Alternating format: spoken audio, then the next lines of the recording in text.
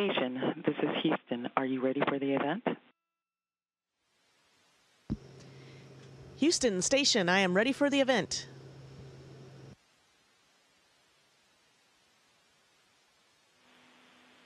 CBS News, this is Mission Control, Houston. Please call station for a voice check. ISS, this is Bill Harwood, CBS News. How do you hear me?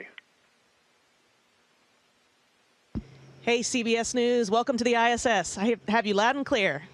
Hey, thanks, Serena. It's great to talk to you today. I know you've got a really exciting few weeks coming up starting Monday with the arrival of a new crew, but I guess before I get to that, how's it been going up there with just 3 on board? I was wondering what impact has that crew reduction had on your research?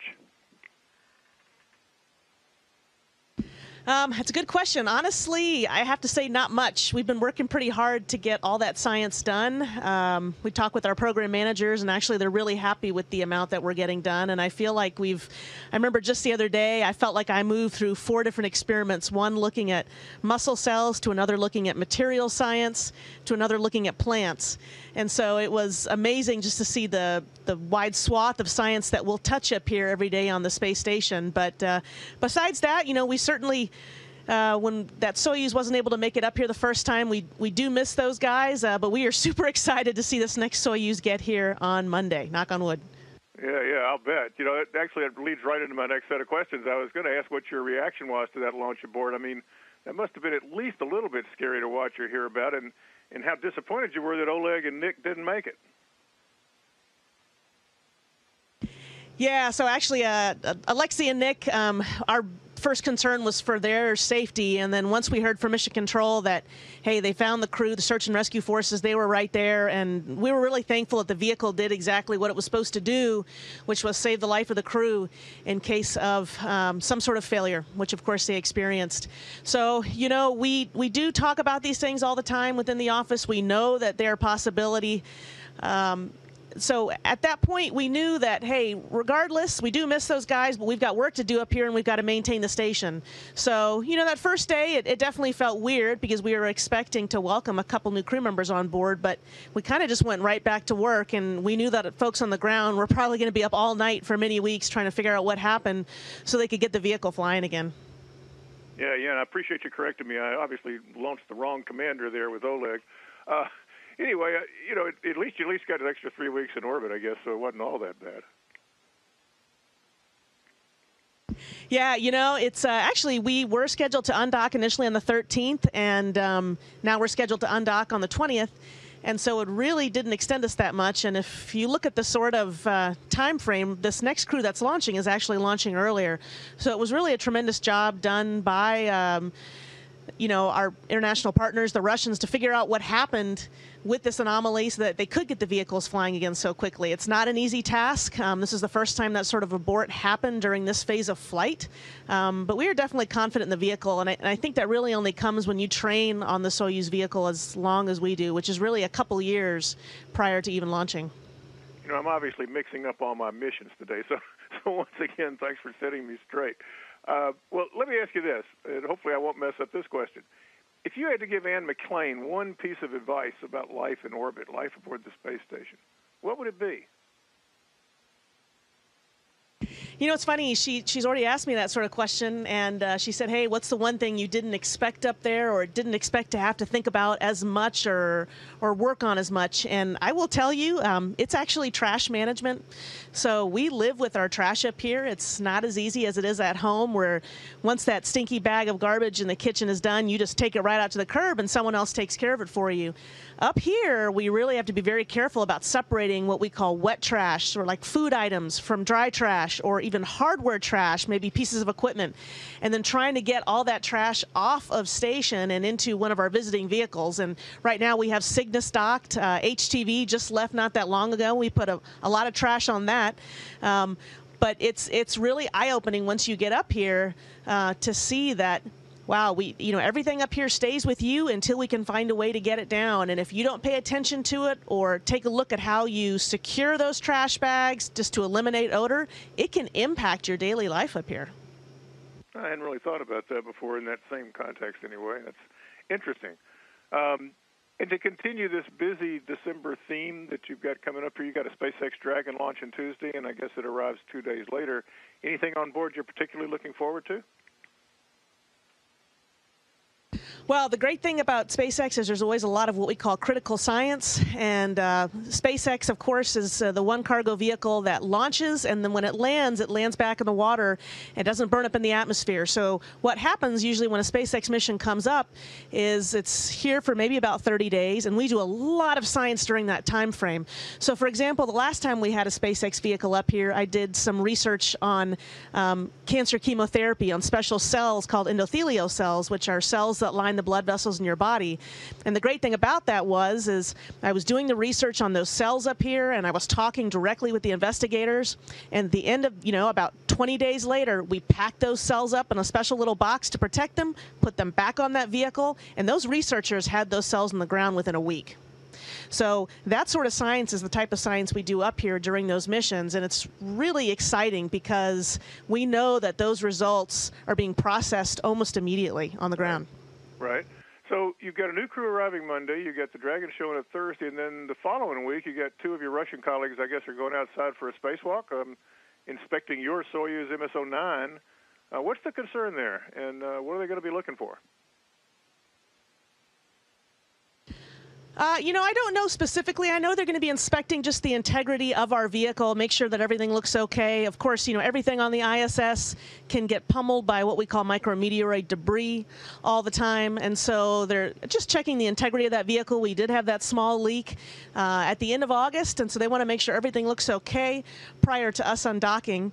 But yeah, it's going to be super busy. That EVA right now is scheduled for the 11th. Of course, a few days before that, like you mentioned, SpaceX, and a few days before that, a Soyuz. So right now the crew up here, we know we don't have many days before we undock, and we're trying to get all of our our personal items, our personal goals that we had set out for ourselves completed up here, because once that ball gets rolling, those last 15 days or so, it's going to move really, really fast. What are you going to miss the most about life aboard the station when you come back? What are you going to look back on and say, that was just the best? It sounds kind of simple and cool, but floating everywhere is pretty awesome. And I love being able to work on any surface. I love being able to just kind of bound over people. And at first when you get up here, you're this really ungraceful ballerina that can't manage anything. And you still run into things even after 6 months up here. And sometimes it's still hard, like it is right now, for me to get back down to the ground. But 1 second there. But this is my favorite part, and it lets you work in 3 dimensions, and you just realize what your body's able to accomplish up here that you just don't do on Earth. And so, honestly, that is what I'm going to miss the most. Of course, looking outside and seeing the Earth is absolutely beautiful, but watching the way the human body adapts to being up here is amazing. What are you looking forward to the most when you get back on Earth? That's easy. Family. That's what you miss the most up here. I don't think you ever really get used to it. You have reminders, we have pictures, we get special video conference calls, but it's not like being in the arms of your loved ones. And so that is what the 3 of us up here, that's what we talk about the most whenever we get together, and we eat dinner together every night. We're talking about family. Right. We're showing each other pictures of family. And if I had to pick a second best after family, it'd be the smells and just the feelings of Earth. For example, the wind, the rain. We were watching a video the other day, and I remember being very jealous of watching somebody stand by the ocean, because I knew they could feel the wind and they could smell the sea, and we can't do that up here. Serena, let me ask you one last question. The day after you land is going to be the 50th anniversary of the Apollo 8 launch, which some of the old-timers say was the most daring mission NASA ever launched. Any thoughts about that milestone as you wrap up your own trip in space? I think the thing that stuns me the most up here, first of all, it's incredible. The space station itself is incredible. It's huge. It's this massive laboratory, and I have been so impressed by the science we're doing. But just the other day, and I tell folks, looking out the cupola and watching Cygnus pull up, and to watch these vehicles routinely pull up to station like we do it all the time, and park and drop off things and then take back off, and then another vehicle comes up, like SpaceX is very shortly. That, to me, is amazing. So if you look at the progress we've made since Apollo 8, I think the human experience is still very much the same, but so much has been driven technologically, and so many improvements have been made on Earth because of what we've done up here. It's worth taking a step back to reflect on that.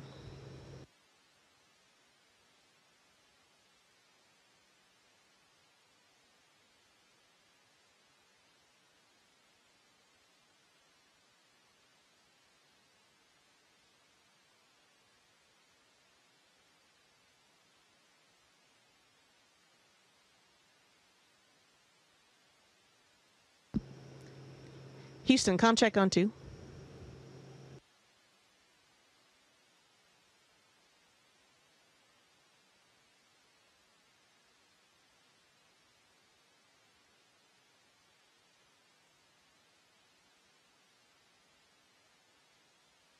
Houston station, comm check.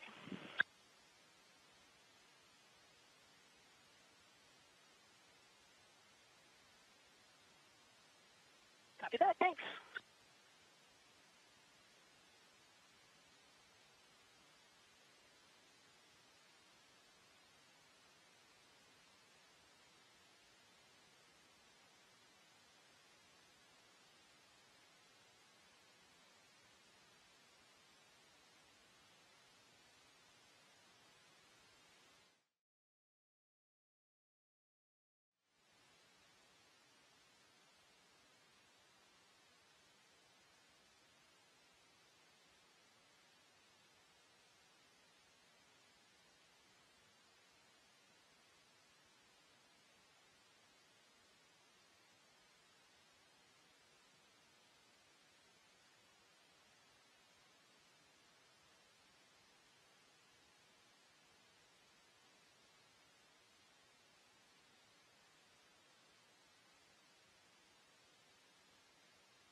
Us photos like this of our planet.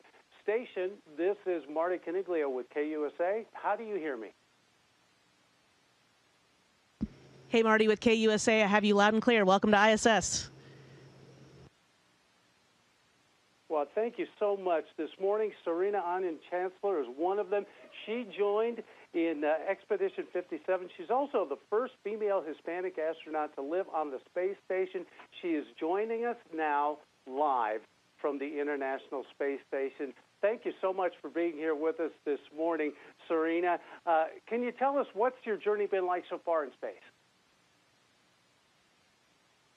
It's been fantastic. Certainly full of lots of surprises, but it's gone by surprisingly fast. I think the most favorite part for me up here, no question, is the science. I've been very, very impressed at a lot of the experiments we're doing, certainly to impact human health, but also material science research. We've grown plants up here.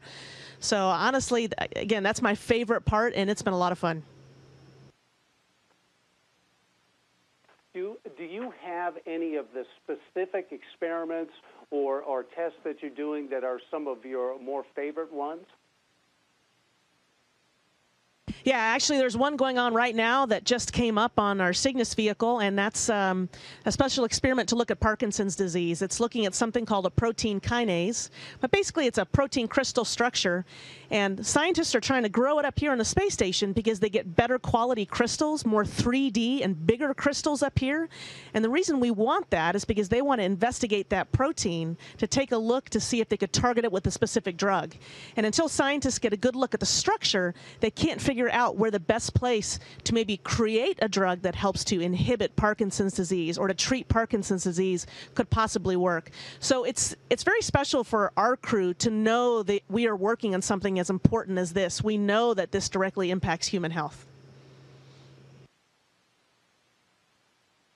And Serena, obviously these kinds of emissions are important to you. You are living in space. Tell us why you think these missions and these kinds of experiments are important to mankind in general.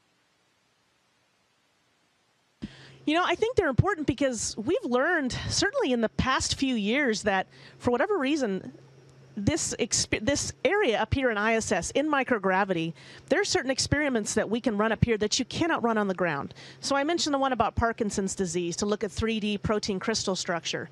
Well, we can't grow those protein crystals on the ground very well, so we sent them up here and we're able to look at them a lot better. Another example is we have types of cells in our body that line our blood vessels. Those are called endothelial cells. And scientists realize that they really like to grow up here in the space environment. They don't grow terribly well on Earth, but up here they grow really well. And what that allows scientists to do is to look at things like chemotherapy agents that might stop a tumor's blood supply. They can test those up here a lot better. So I think what folks and universities and even private companies are discovering is that this ISS environment, specifically the microgravity environment, offers a unique place to test things that we cannot test anywhere else on the planet. That's why I think it's important to mankind, specifically because it impacts the health of everyday people. Everybody you know. You've known someone with cancer, you've known someone with Parkinson's disease, and so to be able to feel like we're making a difference up here because we know we can't do this anywhere else, it's very special to us. Thank you so much, Serena Aunon-Chancellor, up in the International Space Station this morning. We'll be right back. Station, this is Houston ACR. That concludes the event.